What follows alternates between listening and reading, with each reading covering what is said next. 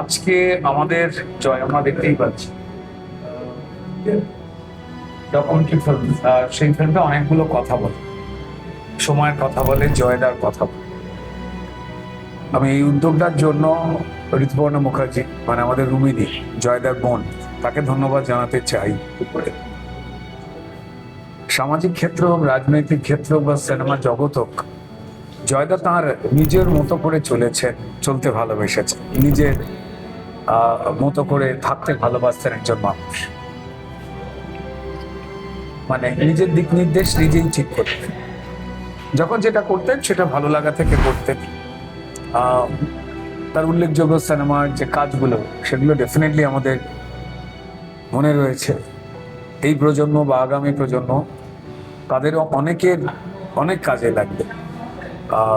সোকল black and white আমাদের যে এরা, সেটা পেরিয়ে যাওয়ার পর যখন কালার ফিল্ম আসতে শুরু করলো এবং সেখানে প্রসেনজিৎ চ্যাটার্জি এর মতো তারকা যখন দাপিয়ে বেড়াচ্ছেন, চিরঞ্জিত বাবুরাও দাপিয়ে বেড়াচ্ছেন, ঠিক সেই সময় জয়দা কিন্তু নিজের আঙিনায় নিজের রং নিয়ে কিন্তু বিচারণ করে গেছে।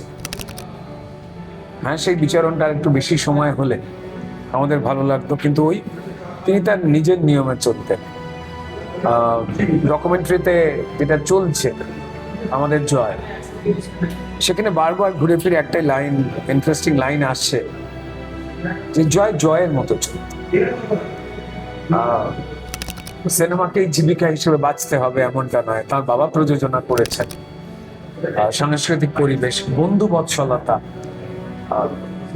হিসেব করছেন না যে কোনটায় প্রফিট আমার, কোনটাতে নিজের সুবিধা হবে, একদম চলতেন না এমন একটা মানুষ। তারপর তিনি চলে গেলেন, মন খারাপ করে সবার।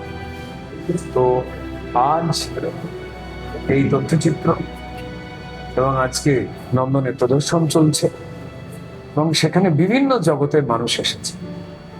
প্রসেনজিৎ চ্যাটার্জি, ঋতুপর্ণা সেনগুপ্ত থেকে শুরু করে সিনেমা জগতের বহু মানুষ হয়েছে। পাপিয়া অধিকারী এসেছেন, ওদিকে সমীর রাজদের মতো, সুব্রত বাবুদের মতো পেইন্টার তাঁরা এসেছেন, আরো নানান জগতের মানুষ এসেছেন। অর্থাৎ একটা কালারফুল লাইফ লিড করতেন এবং সেক্ষেত্রে সব ধরনের রঙের মানুষ, কেউ পেইন্টার, কেউ লেখক, কেউ সিনেমা জগতের মানুষ, সবকটাকে নিয়ে জয় চলেছিলেন। তার পরিবার, তার বাবা মা, আমরা তাদের কথা জানতে পারছি। আমার মনে হয় যে তথ্যচিত্রটি আমরা যারা এই সময়টাকে বা পিছনের দিকে সময়টা জানতে চাই, এগুলোর আর্কাইভাল ভ্যালু আমাদের সামনের দিকে এগিয়ে যাওয়ার যে লড়াই, সেই লড়াইতে কিন্তু এই পুরনো স্মৃতিগুলো, এই অভিজ্ঞতাগুলো, সেগুলো যে দুর্মূল্য, সেগুলো নিশ্চয়ই একটা সাহায্য করে। মন খারাপ তো থাকেই, যখন জয়দার ছবি দেখছি, তাকে কথা বলতে দেখছি, আমাদের সবারই মন খারাপ হচ্ছে। কিন্তু মন খারাপের সঙ্গে সঙ্গে এটা তো বলতেই হয় যে আমাদের জয় অন্যরকম ছিলেন।